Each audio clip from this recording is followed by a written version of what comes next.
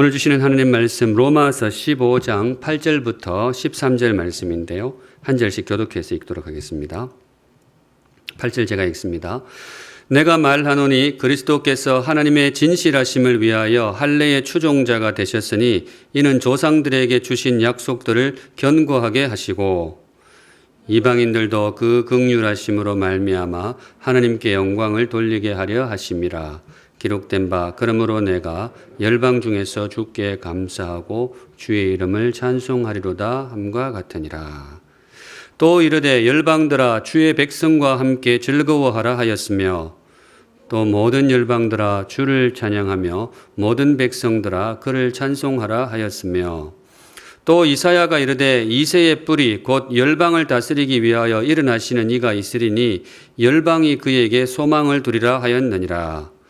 소망의 하나님이 모든 기쁨과 평강을 믿음 안에서 너희에게 충만하게 하사 성령의 능력으로 소망이 넘치게 하시기를 원하노라. 아멘. 네, 오늘은 이 말씀으로 주님 주시는 교훈을 함께 받도록 하겠습니다. 오늘의 말씀은 열방을 품은 그리스도인입니다. 열방을 품은 그리스도인.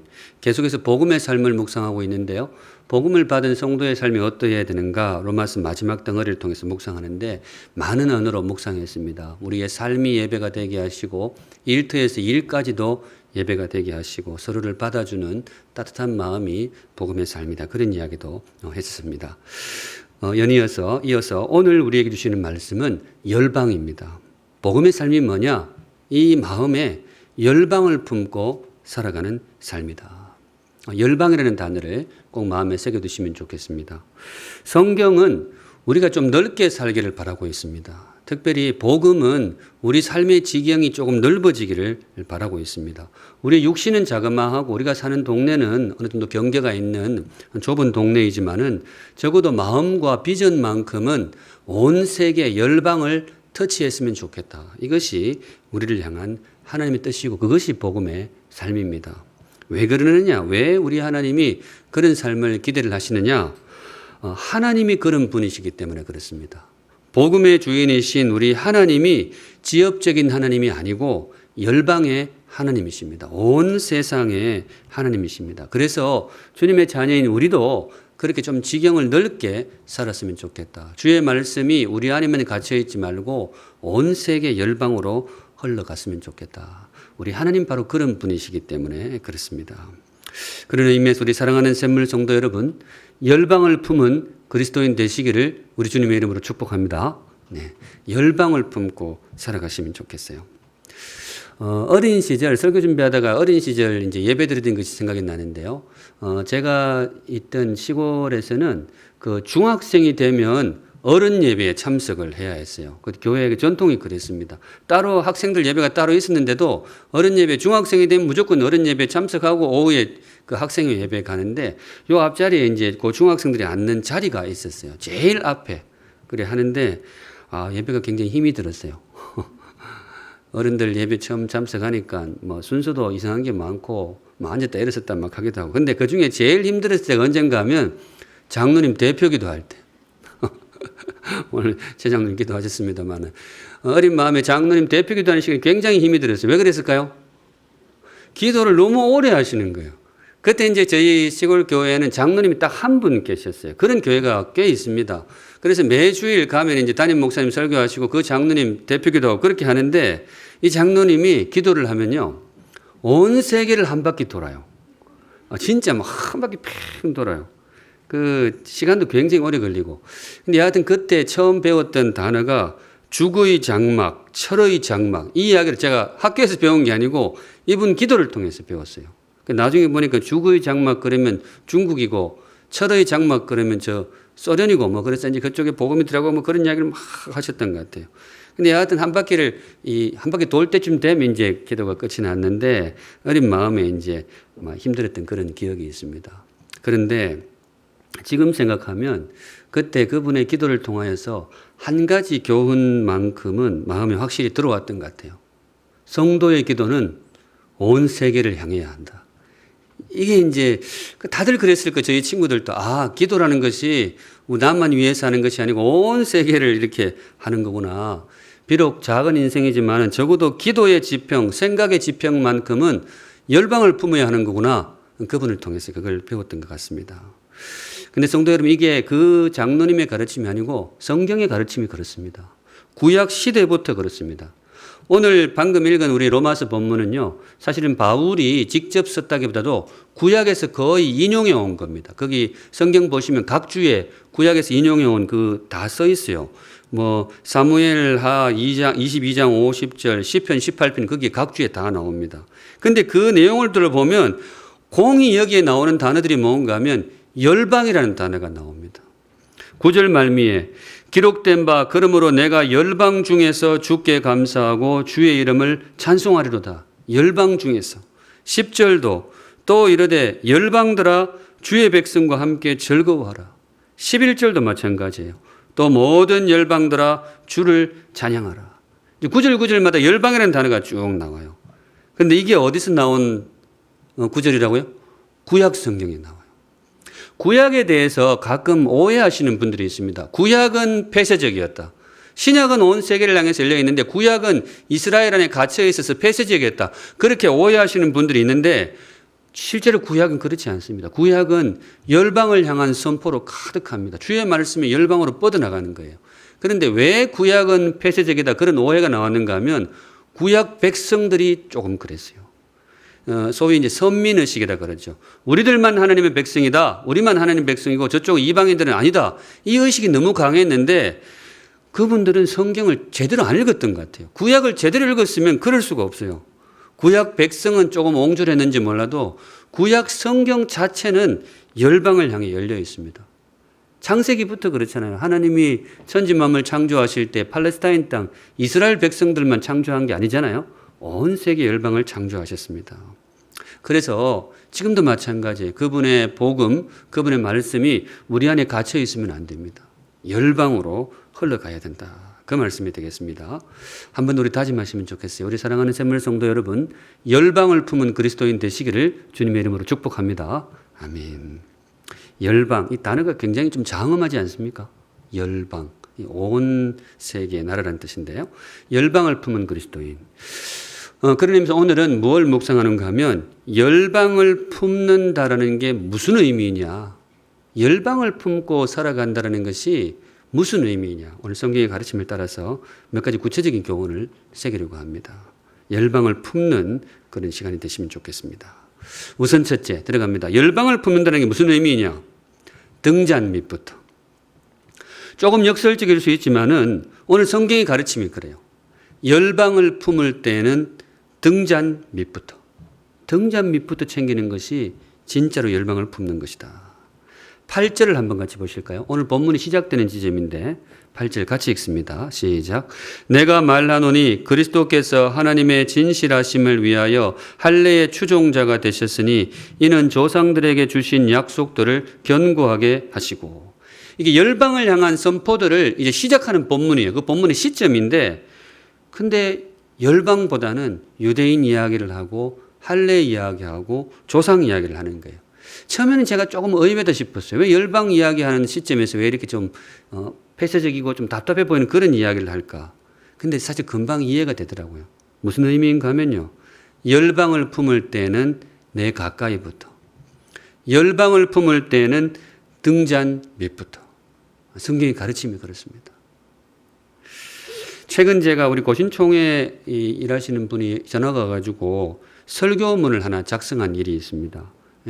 이번에 총회가 시작이 되면서 새로운 총회장이 이제 선임이 되고 새로운 회기를 시작하는데 새로 임직받는 총회장님이 원래 자기 그 임직 기간 동안에 우리 교단에 이걸 좀 신경을 쓰고 싶다 그런 항목들을 몇 가지 정했는데 그걸 이제 얼개를 보내면서 이거 가지고 조금 교회적으로 사용할 수 있는 설교문을 만들었으면 좋겠다. 몇 분한테 부탁했던 것 같아요. 아마 그중에 저도 그렇게 해서 작업에 참여를 했는데 제가 그거 총회장님 글을 읽으면서 참 감사한 대목이 있었어요. 그 한 대목이 뭔가 하면 다음 세대였어요. 다음 세대를 살려야 한다.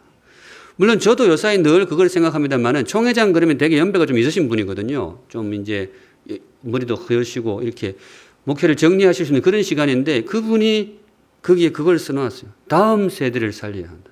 제가 굉장히 고마웠어요. 제가 이 대목을 조금 강조하고 싶어가지고 이걸 어떻게 표현하면 좋을까 고민하다가 제가 이 문구를 썼습니다. 뼈아픈 등잔 밑. 이걸 그 설교문에 썼어요. 뼈아픈 등잔 밑. 다음 세대가 뭐냐? 정말 뼈아픈 등잔 밑이에요. 우리 한국교회가 이걸 좀 놓치고 있어요. 원래 한국교회는 선교 대국입니다. 지금도 그래요. 근데 한국교회는 굉장히 독특한 선교 그 역사를 가지고 있는데 복음을 받아들인 지 얼마 되지도 않아 가지고 바로 선교사를 파송했어요. 우리도 아직 좀 어렵고 그런데도 선교사를 그만큼 사실은 우리 한국교회는 성경적으로 출발을 했습니다. 초기부터 복음을 받는 그 순간부터 열방을 품은 거예요. 그래서 지금 수많은 선교사들이 지금 온 세계에 파송이 되어 있는데 최근 자료는 제가 못 봤는데 제가 자료를 볼 때까지는 미국 다음으로 파송한 선교사 수가 한국이 제일 많습니다. 그만큼 소위 전 세계가 인정하는 선교 대국입니다. 그런데 안타까운 대목이 하나 있는데 뭔가 하면 열방을 섬기느라 등잔 밑을 놓쳐버렸어요. 우리 다음 세대가 무너지고 있습니다. 다음 세대가 정말 무너지고 있어요. 통계적으로 보면 우리 한국 청소년 세대는 미전도 종족입니다. 제가 최근에 이 이야기를 몇 번 하게 되는데요. 실제가 그래요. 청소년들 복음화율을 보면요. 미전도 종족이에요. 뼈아픈 등잔 밑. 근데 이게 우리 시대만의, 우리 한국만의 아픔이냐? 그렇지 않습니다. 그 레슬리 뉴비긴이라는 유명한 선교사가 있습니다. 신학 공부한 분들은 대부분 이 이름을 알아요. 레슬리 뉴비긴. 영국 분이신데 그 인도 선교사로 파송받은 분입니다. 영국도 이제 선교사를 많이 파송했으니까 그 중에 인도에 이분이 가서 정말 청춘을 바쳐서 한평생 선교를 하신 거예요. 정말 귀한 선교사세요. 열심히 하셨고 열매도 굉장히 귀하고 그래서 정말 아름답게 선교 사역을 마무리하고 이제 은퇴할 시점이 되어서 고국 영국으로 돌아왔는데 돌아와서 정말 충격적인 현실을 발견하게 됩니다. 영국이 선교지가 되어 있었어요. 영국이 파송해가지고 선교지해가지고 한평생 선교하고 돌아왔는데 정작 자기를 파송했던 고국이 선교지가 되어 있었어요. 이분이 그래서 그게 너무 안타까워서 책을 썼는데 그걸 이제 신학 공부하는 분들이 많이 읽었어요. 저도 20년 전에 그 책을 처음 접하고 읽었었습니다. 뼈아픈 등잔 밑. 이 오늘 8절이 저는 바로 그런 차원에서 나왔다고 믿습니다. 성경은 그 진실을 처음부터 알고 있었던 거예요. 성경은 우리 사람을 잘 알잖아요. 사람들이 하는 일을 잘 아는데 이게 뭔가 하면 큰 일을 할 때에 등잔 밑을 놓치는 경우가 많아요. 열방을 향해 나아갈 때 이거 놓치는 경우가 많다는 거예요. 그래서 이 성경이 이걸 넣어 놓았어요. 등잔 밑을 챙겨야 된다. 바라기는 사랑하는 우리 샘물 성도 여러분, 우리 샘물교회는 등잔 밑을 챙길 줄 아는 지혜로운 교회가 되기를 주님의 이름으로 축복합니다. 네, 우리 샘물교회 선교하는 교회 너무나 귀하죠. 지금까지도 귀한 길을 달려오셨고 앞으로도 그렇게 해야 됩니다. 선교해야 됩니다. 그런데 등잔 밑을 놓치면 안 됩니다. 열방을 향한 뜨거운 마음만큼 이 등잔 밑을 놓치면 안 돼요. 열방이 비행기 타고 저 멀리 해외에만 있는 게 아니에요. 열방은 어쩌면 가까이에 있습니다. 가까이에도 있어요. 그리고 가장 소중한 열방은 바로 우리 정말 가까이에 있어요. 어쩌면 다음 세대가 우리가 섬겨야 할 가장 소중한 열방일 수 있습니다. 우리 정말로 열방을 섬기면서 우리 다음 세대를 꼭 지켜가는 교회가 되면 좋겠습니다. 지난주 교단 신문에 그 일주일에 한 번 나오는 교단 소식지 신문이 있는데 거기에 우리 샘물 플래싱이 소개가 되었습니다. 우리 교회가 하고 있는 2부 때도 샘물 플래싱 1000개 스티커 시상도 했습니다만 이거 샘물 플래싱에 대한 기사 한 면 전체가 이렇게 나왔어요. 그 기자가 어떻게 알고 그걸 기사를 냈을까요? 제가 불렀죠. 전화해가지고 좀 친한 기자 있거든요. 불렀어요. 불러가지고 밥 사줘가면서 제가 기사 내달라고 부탁을 했어요. 왜 그랬는가 하면 제가 한 1년 정도 이렇게 쭉 해보니까요. 이게 괜찮아요. 정말 다음 시대 신앙교육에 여러 가지 전략이 필요한데 이거 참 괜찮겠다 싶어서 이걸 좀 홍보를 하고 싶어서 기사 내달라고 그렇게 했어요. 그 기사를 냈더니 한 2교회에서 연락이 왔어요. 자료 좀 달라고. 그리고 다 줬어요. 다 줬어요. 앞으로 연락이 더 오면 좋겠는데 올지 안 올지 안 오면 제가 영업을 좀 달릴 생각해요. 왜 그런가 하면요. 여러분 우리 샘물교회는 그래도 괜찮아요. 이 정도 규모의 이런 시설을 가지고 아이들 교육 꽤 하고 있어요. 다음 세대 어느 정도 지켜가고 있어요. 쉽지는 않지만. 그런데 한국교회 전체적으로 보면 진짜 지금 심각해요. 교육부수 없는 교회들이 많습니다. 안 돼요. 근데 어떻게 방법이 없어요. 근데 제가 해보니까 우리 샘물 플래싱이라는 방법은 너무 간단해가지고 재정도 별로 안 들고요. 이거 마음만 먹으면 할 수 있더라고요. 그래서 제가 그렇게 해보고 싶어요. 그래가지고 뭐 또 교회에서 연락이 오면 좀 형편이 어렵다 그러면 스티커 우리가 찍어주면 되잖아요. 찍을 때 같이 찍으면 돈도 별로 안 들어요. 그리고 어떻게 하든지 해서 이 다음 세대를 살렸으면 좋겠다. 성도 여러분, 열방을 품을 때는 등잔밑부터 우리 그건 놓치지 않기를 바랍니다. 그래서 우리 샘물의 다음 세대는 뼈아픈 등잔밑이 아니고 우리 다음 시대 교회를 짊어지고 갈 수 있는 귀한 믿음의 세대가 되기를 우리 주님의 이름으로 축복합니다. 우리 그렇게 했으면 좋겠어요. 한 걸음 나아가서 두 번째, 열방을 품는다는 게 무슨 말이냐? 두 번째는 이겁니다. 전략입니다. 전략. 열방을 품을 때에는 전략적으로. 선교에도 전략이 필요합니다. 열방을 섬기는 일이 단지 뜨거운 마음을 떼는 건 아니에요. 물론 선교라는 것은 뜨거운 마음이 있어야 가능합니다. 그런데 뜨거운 마음도 필요하지만은 거기에 더해서 냉철한 전략이 필요합니다. 마음은 뜨겁게, 전략은 냉철하게. 사실 이게 성경적인 원리인데요. 대표적으로 바울 사도가 그랬습니다.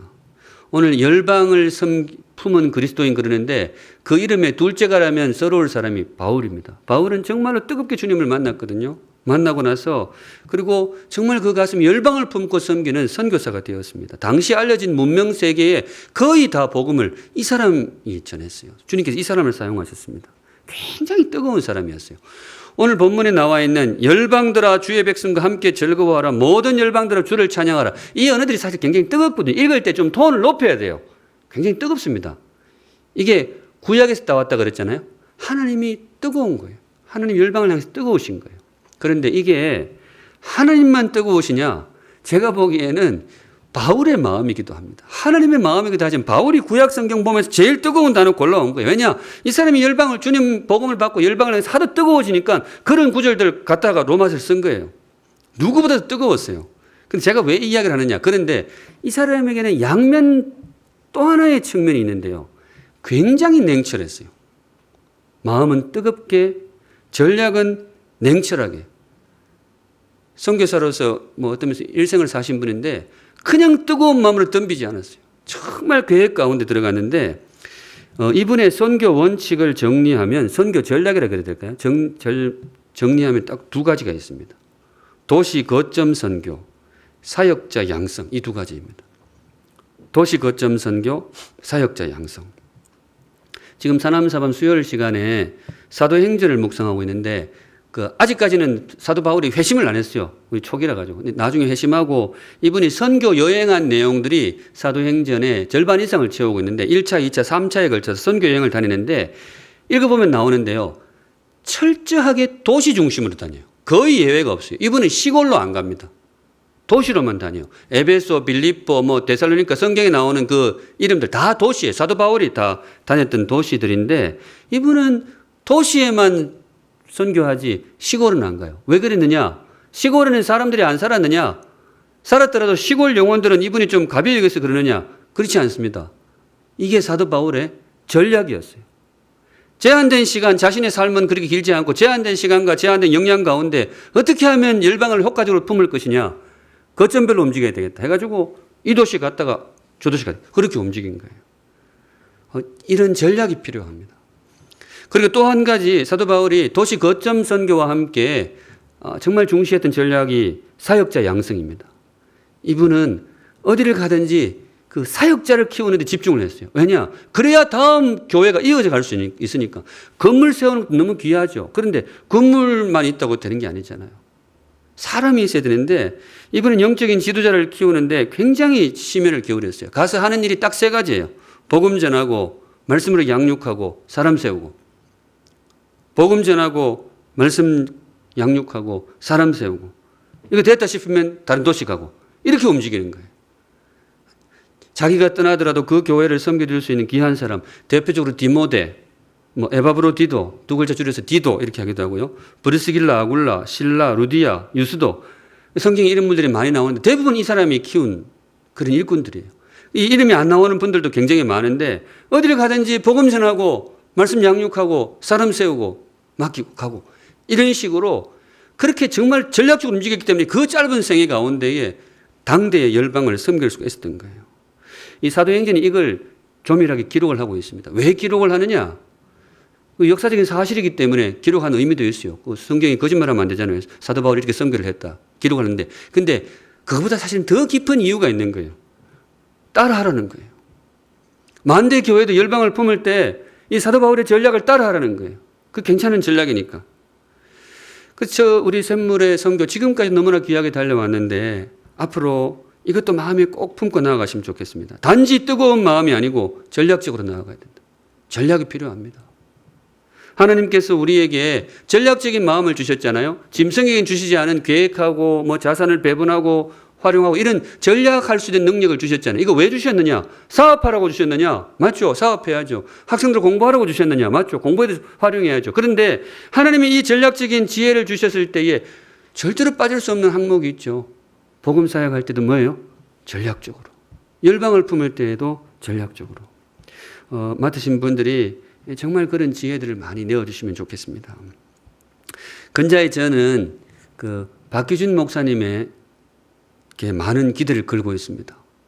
이번 주에 자기 설교에 자기 이름 나오는 줄 알고 좀 긴장 가운데 보냈어요. 이제 내년이면 그 선교사로 파송이 되게 됩니다. 훈련 다 받았고 이제 허락도 떨어졌고 선교사로 파송이 되는데 인도네시아로 갑니다. 인도네시아에 가서 살렘 신학교라고 신학교 중심으로 사역을 하게 됩니다. 우리 샘물에는 익숙한 곳입니다. 임팩트인 친구들 우리 그 단기 봉사 갈 때 주로 거기를 갔다 왔어요. 저는 이제 박기준 박 목사님 사역이 두 가지 면에서 큰 의미가 있다고 생각해요. 먼저는 이곳이 무슬림 지역입니다. 인도네시아가 이슬람 국가거든요. 그 이슬람 국가가 중동에만 있는 게 아니란 말이죠.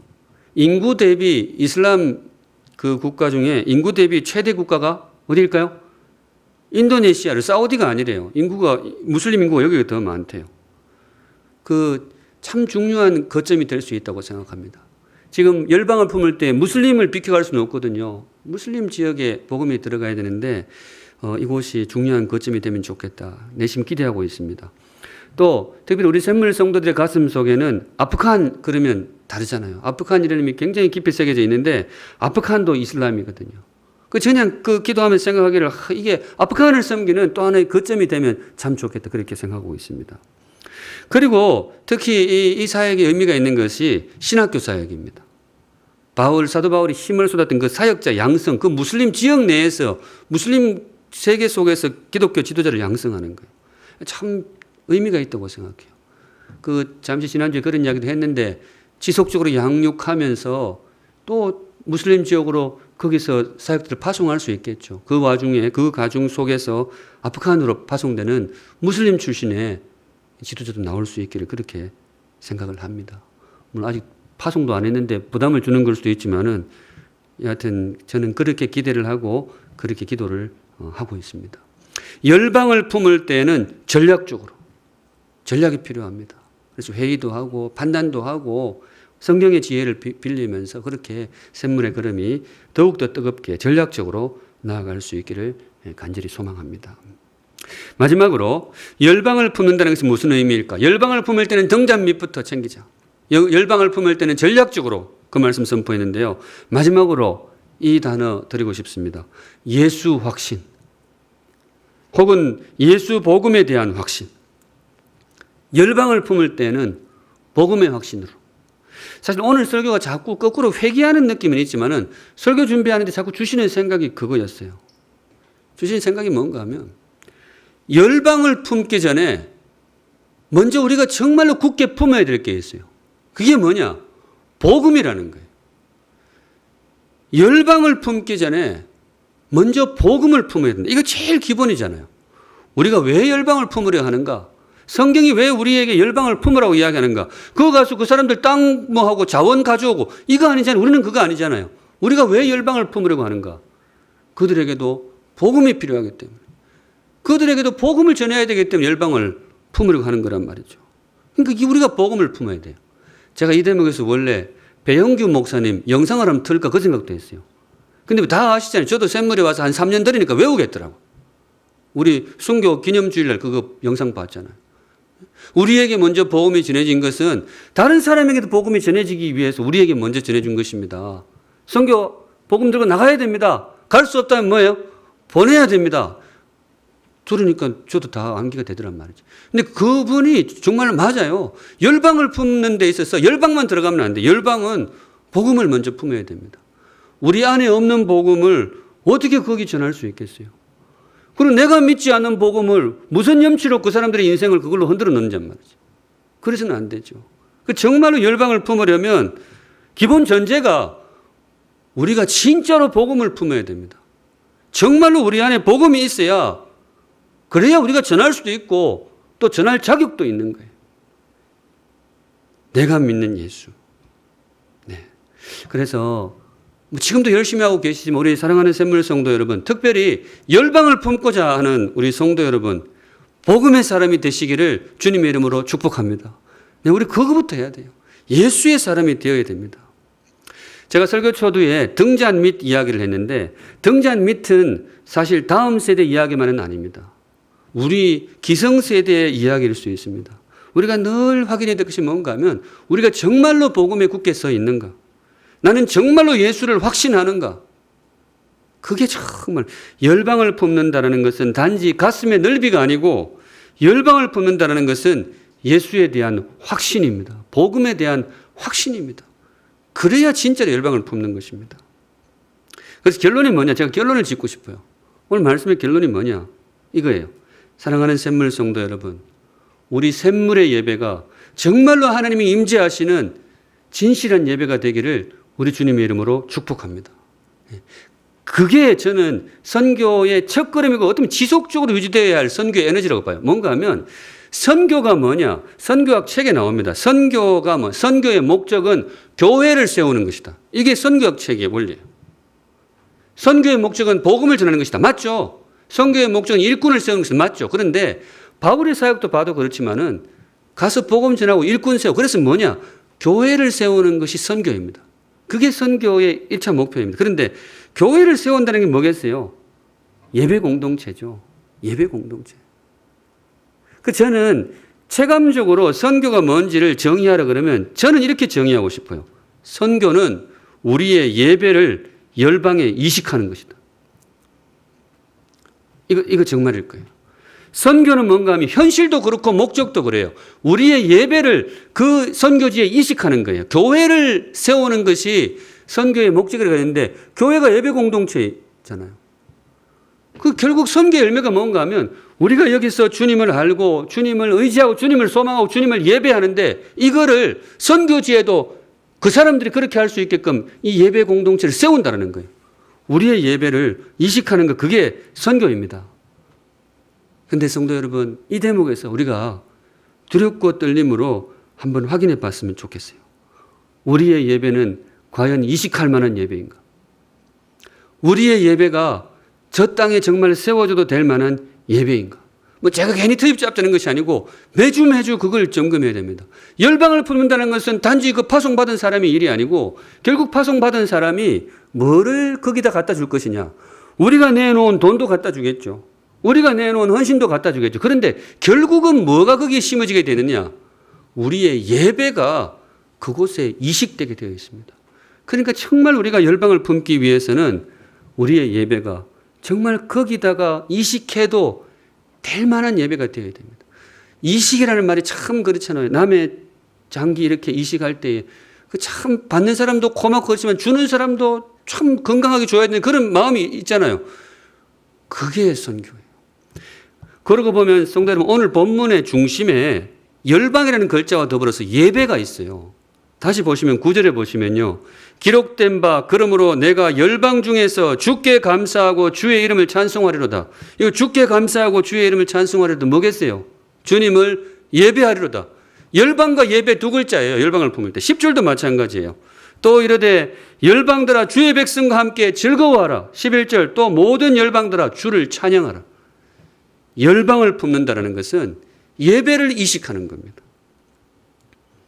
우리가 어느 나라를 품는다는 것은 우리의 예배를 거기다가 심어주는 거예요. 그런 의미에서 정말로 두렵고 떨림으로 바라기는 우리 샘물의 예배가 그들에게 이식해도 될 만한 진실한 예배가 되기를 우리 주님의 이름으로 축복합니다. 그게 선교의 첫걸음이고 그게 지속적으로 공급되어야 될 선교의 에너지입니다.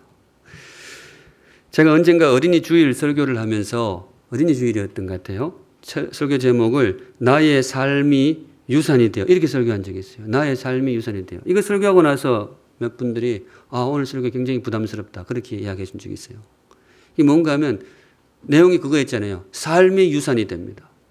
내가 애들한테 너 이렇게 해야 돼. 내가 가르친 그게 유산이 되는 것이 아니고 내 몸으로 보여준 내 삶이 아이들에게 유산이 된다. 이게 원칙이거든요. 그리고 그때 두 번째 대지가 조금 더 두려운데 들키지 않은 삶도 유산이 된다. 내가 애한테 안 보여줬는데 그 삶이 어떤 루트를 통해서 들어가 버린다는 거예요. 그때 설교 본문이 뭐였는가 하면 그 이삭, 리브가 이삭이 지 목숨 어떻게 될까봐 자기 아내 리브가를 뭐라고 속이요? 누이로 속이요.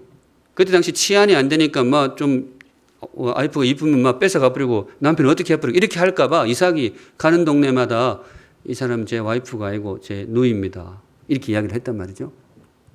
근데 이 못난 이삭 누구한테 배웠을까요? 저가 아버지한테 배웠어요. 아버지 아브라함이 똑같이 그랬거든요. 성경이 2번 나옵니다. 아브라함이 가는 동네마다 똑같거든요. 자기도 그러니까 자기 아내 뺏기고 자기는 어떻게 될까봐 가는 동네마다 이 사라는 내 와이프가 아니고 내 누이요. 이러니까 실제로 그 어떤 건축사나 왕한테 와이프를 뺏길 뻔한 적도 있었어요. 근데 그거를 아들이 보고 배운 거예요. 근데 그때 제가 말씀드렸습니다만은 그 아브라함이 그렇게 부끄러운 못난 모습을 보일 때 그때 이삭이 나이가 몇 살이었다고요? 성경 보면 나오는데요. 안 태어났을 때예요. 태어나지를 않았어요. 그런데 어떻게 보고 배웠는지 몰라요. 그러니까 그걸 설교를 들으면 어른들이 긴장이 돼요. 근데 설교하는 저는 어떻게 했냐고. 저도 그랬어요. 근데 성도 여러분, 이게 애들 교육만 그런 게 아니고 선교도 그렇습니다. 한국 선교사가 나가서 세운 교회는 꼭 한국 교회 같아요. 그렇습니다. 물론 선교 초기에 하나님이 역사하셔서 조금 더 순수하고 이렇게 하지만은요, 지나고 보면 꼭 여기하고 똑같은 모습이 나와요. 왜냐? 이게 들고 가서 그게 이식이 된 거기 때문에 그래요. 그래서 성도 여러분, 정말 두렵고 떨리는 마음으로 우리 샘물의 예배가 이식되어도 될 만한 예배가 되기를 주님의 이름으로 정말 축복합니다. 그 선교할 때 내가 낸 헌금만 그 나라로 들어간다. 홀가분 하잖아요. 우리 어떤 헌신만 거기 들어간다. 근데 그렇지가 않아요. 우리의 예배가 그쪽으로 들어가게 됩니다. 우리의 신앙이 거기에 들어가게 돼요. 그런 의미에서 우리 샘물의 예배가 정말로 이식될 만한 예배, 이식되어도 괜찮은 예배, 무슬림의 가슴 속에 들어가도 될 만한 그런 신앙과 예배가 되기를 우리 주님의 이름으로 축복합니다. 아멘. 오늘 말씀 여기까지 말씀 정리합니다. 오늘 주님께서 우리에게 주신 말씀, 열방을 품은 그리스도인.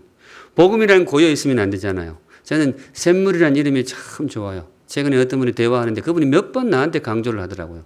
좀 고정이 필요한데 샘물이라는 이름을 자기가 지었대요. 자기가 제안을 했다는 거야. 제가 들었는데 자기가 제안했다는 분을 제가 몇 번을 만나가지고 어느 쪽에 들어왔는지는 모르겠어요. 여러 루트로 들어왔겠죠. 근데 다들 그 이름에 자부심을 갖고 있는 저도 참 좋아요. 샘물 발음도 좋고 참 좋아요. 그리고 뜻이 좋잖아요. 샘물 이렇게 철철 넘치는 그런 느낌. 기본적으로 열방을 품은 그런 향취가 나잖아요. 좋습니다. 정말로 이름에 걸맞은 그런 교회가 되었으면 좋겠어요. 근데 주신 말씀이 뭐냐? 열방을 품을 때는 등잔 밑부터. 또 열방을 품을 때는 정말 전략적으로. 그리고 무엇보다 열방을 품을 때는 먼저 내가 참된 예배자가 되는 그 걸음부터. 우리의 예배가 열방에 심어줘도 될 만하겠다. 그래서 어떤 면에서는 지금 이 자리가 바로 선교 현장이고 선교 행위다. 그렇게 받으시면 좋겠습니다. 이 모든 말씀을 담아서 사랑하는 샘물 성도 여러분, 우리가 살아가는 육신의 지경은 좁지만은 마음만은 비전만큼은 섬김만큼은 열방을 품고 살아가는 귀한 그리스도인 되시기를 우리 주님의 이름으로 축복합니다. 아멘. 우리 함께 찬양하겠습니다. 내 눈 주의 영광을 보내. 주신 말씀 마음에 새기면서 함께 찬양하겠습니다. 거룩하신 하나님, 우리도 한때는 열방이었는데 우리를 품어주심을 감사를 드립니다. 누군가 우리를 위하여 청춘을 바치고 또 재물을 바치고 심지어 생명을 바치고 그래서 우리를 품어주었기 때문에 오늘 우리가 이 자리에 있습니다. 수고한 모든 분들의 그 땀과 수고에 감사를 드리고 사용해 주신 주님의 은혜에 감사를 드립니다. 우리도 그 뒤를 이어서 열방을 품는 교회 되게 하시고 열방을 품고 살아가는 그리스도인 되게 하여 주시옵소서. 주신 말씀대로 등잔 밑을 놓치지 아니하고 주신 지혜와 전략을 냉철하게 사용하여서 효과적으로 섬기고 무엇보다 우리의 예배가 그곳에 이식이 될 것인데 귀한 예배자로 선교의 첫걸음을 바로 이곳에서 내딛는 귀한 우리 샘물 성도들 되게 하여 주옵소서. 그러고 하신 하나님, 오늘도 귀한 헌물 주님 앞에 올려드립니다. 성도들의 고백과 감사와 간구를 담아서 드리오니 기쁘게 흠량하시고 우리 사랑하는 샘물 성도들 가장 복되고 제일 존귀한 길로 인도하여 주시옵소서. 아멘.